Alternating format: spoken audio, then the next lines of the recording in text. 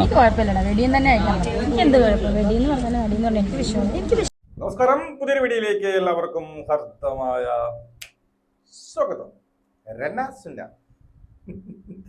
കുറച്ച് ദിവസം 2-3 ദിവസം നമ്മൾ റനാസുനെ കുറിച്ചൊരു വീഡിയോ ഇട്ടിട്ട്, ഇന്ന് ഞാനിപ്പോൾ റനാസുനെ കുറിച്ചൊരു വീഡിയോ ഇടാനുള്ള കാരണം മറ്റൊന്നുമല്ല. ഇന്ന് ഞാനൊരു ചെറിയൊരു റീലുണ്ട്. ആ റീലിൽ റനാസുന പറഞ്ഞ ഒരു സ്റ്റേറ്റ്മെന്റ് കേട്ട് സത്യം പറഞ്ഞാൽ ഞാൻ ഞെട്ടിപ്പോയി. ഇതെന്തോന്ന് സ്ത്രീ, ഇതിനെ ഒരു പറയുന്ന സ്ത്രീയുടെ ഗണത്തിൽ പെടുത്താൻ പറ്റുമോ എന്ന് തന്നെ സംശയം തോന്നുന്ന ഒരു സ്റ്റേറ്റ്മെന്റ് പറഞ്ഞിട്ടുണ്ട്. എന്റെ അമ്മ, ഇതെന്തോ ഒരു വിവരവും പൊക്കണവും ഇല്ലാതെ എന്തോ ഒക്കെ വിളിച്ച് പറയുന്നുണ്ട്. എന്താണ് പറയുന്നത്, അതിന്റെ അർത്ഥം എന്താണ്, വല്ല ബോധമുണ്ടോ നിനക്ക്? ചുമ്മാ വിളിച്ചെന്ന് പറയാണ്. ആ ഒരു സ്റ്റേറ്റ്മെന്റ് കണ്ടത് കൊണ്ട് മാത്രമാണ് ഞാനിപ്പോ ഈ വീഡിയോ ചെയ്യുന്നത്. ഞാൻ ഇവിടെ അങ്ങ് വിട്ടതാണ്. വയ്യ പോട്ട് യന്ത്രമായി. ഇനിയിപ്പം നമ്മൾ ലേബിൾ ചെയ്ത് കഴിഞ്ഞാൽ ഇന്നതാണെന്ന് നമ്മളെ ലേബിൾ ചെയ്ത് പറഞ്ഞ് കഴിഞ്ഞു. അതുകൊണ്ട് എന്തോ ആയിക്കോട്ടെ. അതിനുശേഷം അതിനെ ന്യായീകരിച്ചുകൊണ്ട് പല റീലുകളും ഉണ്ട്. സത്യം പറഞ്ഞ ഞാൻ ന്യായീകരണത്തിൽ തന്നെ ഉണ്ട് താൻ എന്താണ് എന്നുള്ളത്. അപ്പോൾ ഇന്ന് ഞാൻ വന്നത് ആ ഒരു റീല് കണ്ടു തുടങ്ങാം. ആ ഒരു റീൽ ഇപ്പൊ കണ്ട ഒരു റീലാണ്. അതിനകത്ത് പറയുന്നത് എന്താണ് നിങ്ങളൊന്ന് ശ്രദ്ധിച്ച് കേട്ടോ. ഒരു സ്ത്രീ, ഏതെങ്കിലും ഒരു സ്ത്രീ ഇങ്ങനെ പറയുമോ എന്നുള്ളത് നിങ്ങൾ കമന്റും ചെയ്യുക. എനിക്ക് കുഴപ്പമില്ലടാ, വെടിയും തന്നെ അയക്കാൻ പറ്റും. എനിക്ക് എന്ത് കുഴപ്പം, വെടിയെന്ന് പറഞ്ഞാൽ വെടിയെന്ന് പറഞ്ഞാൽ എനിക്ക് വിഷയം. ഞാൻ ഇതിലപ്പുറം കേട്ടിട്ട് ഇത് അവള് ഈ കരിങ്കല്ലായിട്ട് ഒരു ദേഷ്യം, ഇപ്പൊ സന്തോഷമുണ്ട്. ഞാൻ പിൻ ചെയ്തിരുന്നത് നിങ്ങൾ കണ്ടിട്ടില്ലേ? കൊടുക്കുകാരിയാണ്, അല്ലാതെ ഞാൻ പിൻ ചെയ്തിട്ടുണ്ട്. എനിക്കറിയില്ല എന്താണെന്ന് അവനൊക്കെ അറിയാം. എന്തായാലും ഞാൻ പിൻ ചെയ്തിട്ടുണ്ട്. ഈ പലരും വെടിയെന്ന് വിളിക്കുന്നല്ലോ എന്ന് പറഞ്ഞപ്പോൾ പറയണേ, എനിക്ക് വെടിയെന്ന് വിളിക്കുന്നത് എനിക്ക് കേൾക്കാൻ എനിക്ക് സന്തോഷമേ ഉള്ളൂ എന്നാ പറയുന്നത്. ഏതെങ്കിലും ഒരു സ്ത്രീ പറയട്ടെ, വെടിയുടെ അർത്ഥം എന്താണെന്ന് അറിയാം, കൃത്യമായിട്ട് അറിയാം. അതെനിക്ക് സന്തോഷമുള്ളത് കൊണ്ടാണ് ഞാൻ പിൻ ചെയ്തത്. ഇവൾ പലതും പിൻ ചെയ്തിടുന്നത് സന്തോഷമുള്ളത് കൊണ്ടാണ്. എന്നെ അങ്ങനെ ലേബൽ ചെയ്ത് നിങ്ങൾ അങ്ങനെ കണ്ടാൽ മതി എന്നുള്ളതാണ്.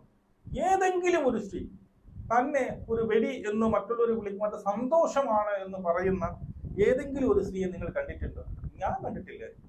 എന്റെ വീട്ടിൽ എന്തൊന്നും സ്ത്രീയാണോ എന്ന് തരും, സ്വന്തം മക്കള് കാണുമെന്നോ ഈ പറയുന്ന അച്ഛനും അമ്മയൊക്കെ കാണുകയാണിത്. താങ്കൾ വിളിച്ചു പറയുകയാണ്, എന്നെ ഒരു വെടി എന്ന് വിളിക്കുന്നതിൽ എനിക്ക് സന്തോഷമേ ഉള്ളൂ.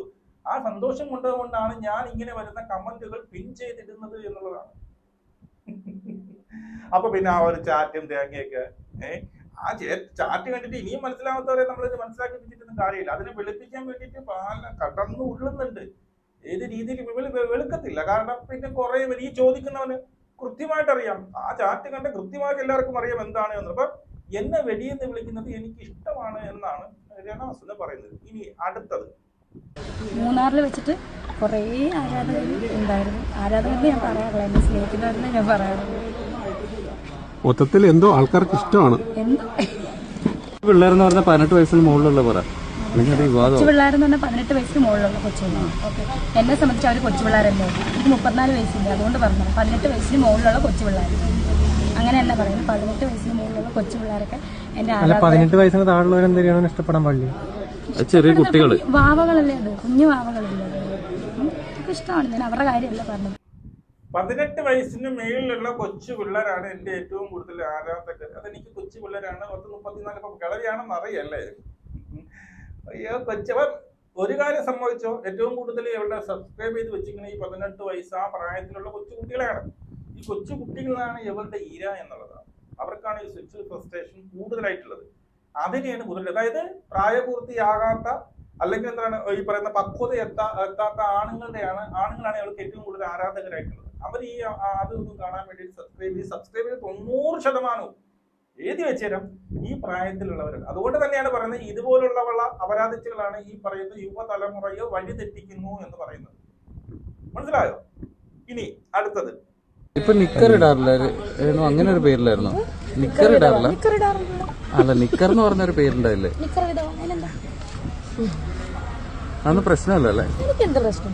ഇനിയിപ്പം എല്ലാം വിളിച്ചാലും നോ പ്രോബ്ലം, ഹാപ്പി.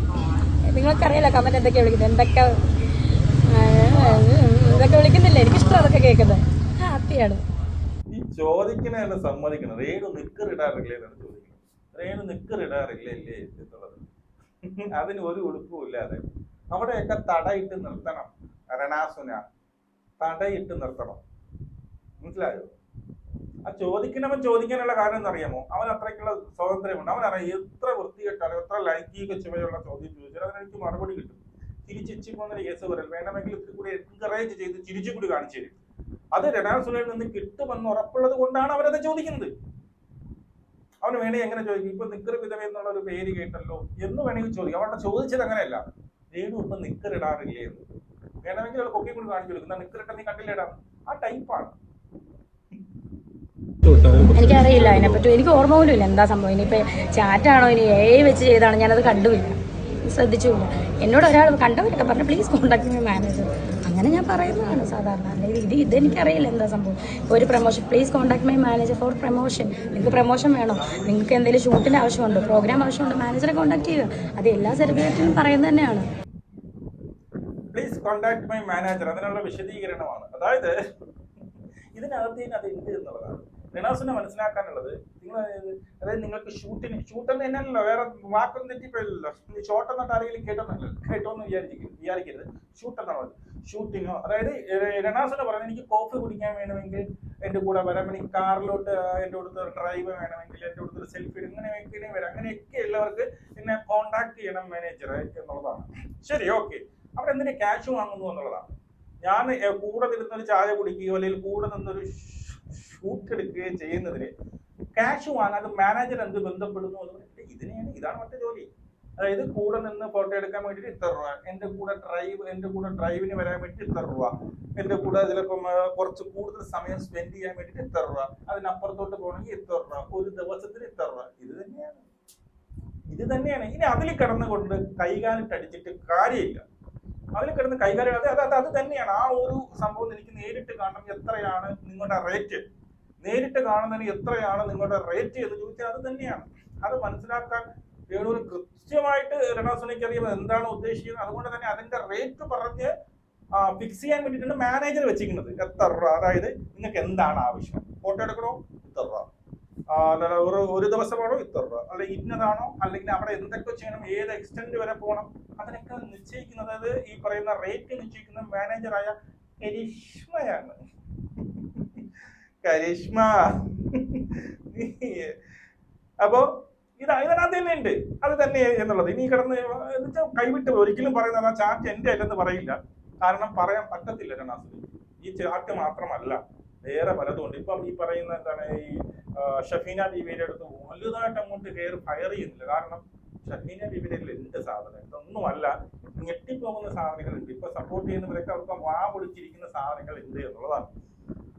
നിങ്ങൾക്ക് എന്നെ കാണണോ, നിങ്ങൾക്ക് മീറ്റ് ചെയ്യണോ, മീറ്റ് ചെയ്യണോ, നിങ്ങൾ ഈ ഉദ്ദേശിക്കുന്ന മീറ്റല്ല ഞാൻ ഉദ്ദേശിക്കുന്നത്.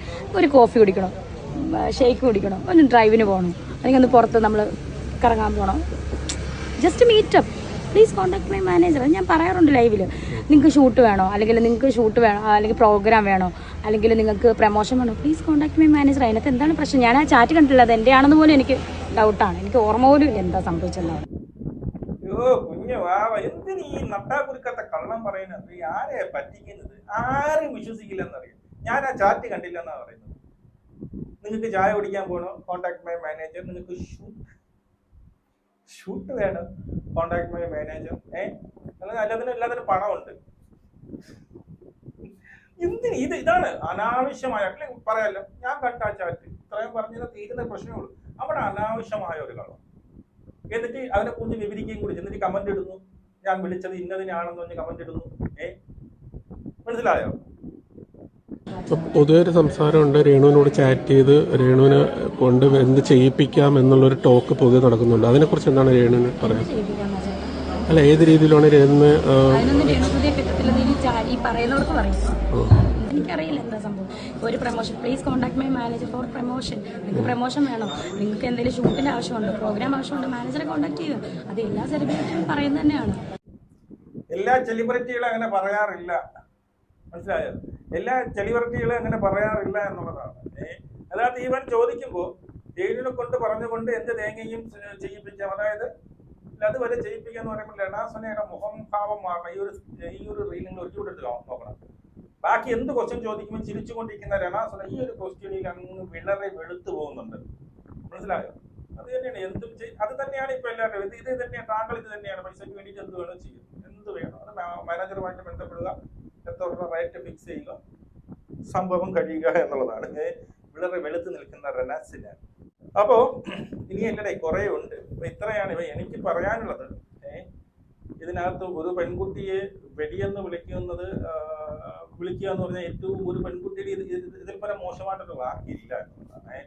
നീ ഒരു വെടിയല്ലേടി, പൈസയ്ക്ക് വേണ്ടിയിട്ട് ശരീരം വിൽക്കുന്നവളല്ലേടി എന്ന് ചോദിക്കുമ്പോൾ ഏറ്റവും കൂടുതൽ ഈ പറയുന്ന ആ ഒരു പണിക്ക് നടക്കുന്നവർ പോലും അതിനെ എതിർക്കും, ആ ഒരു വാക്കിനെ എതിർക്കും. മനസ്സിലായോ? ആ ഒരു വാക്ക് ഇവിടെ സന്തോഷമാണെന്നാണ് പറയുന്നത്. എനിക്കത് കേൾക്കുന്നത് ഇഷ്ടമാണ്, ഞാൻ അത് തന്നെയാണ്, നിങ്ങളത് ചെയ്തു എന്നുള്ളതാണ്. എന്നിട്ട് വെറുതെ ഒരു എന്താ പറയുന്നത്, ഒരു ന്യായീകരണമാണ്. അതായത് കോപ്പി കുടിക്കാനും മറ്റേനൊക്കെ കോപ്പീസ് കോണ്ടാക്ട് ചെയ്ത് ജസ്റ്റ് മീറ്റർ. സത്യം പറഞ്ഞ ഇവിടെ ആരും മണ്ടന്മാരല്ല, ആരും മന്ദബുദ്ധികളല്ല. ഈ പറയുന്ന നിങ്ങളുടെ അടുത്ത് ചോദിക്കുന്നവനുണ്ടല്ലോ, അവന് വരെ കൃത്യമായിട്ട് അറിയാം എന്താണ് എന്നുള്ളത്. ഒരുപാട് പേർക്ക് കാര്യങ്ങൾ മനസ്സിലായി തോന്നുന്നു.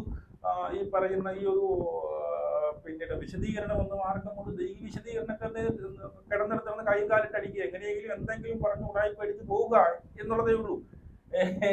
അപ്പൊ ഇത്രയേ ഉള്ളൂ. സ്വന്തം ഞാനൊരു വെടിയാണ് എന്ന് പറഞ്ഞതിൽ അർമാദിക്കുന്ന ആദ്യത്തെ കേരള സെലിബ്രിറ്റി ആണ് റനാസ്. നമുക്ക് എടുക്കണം.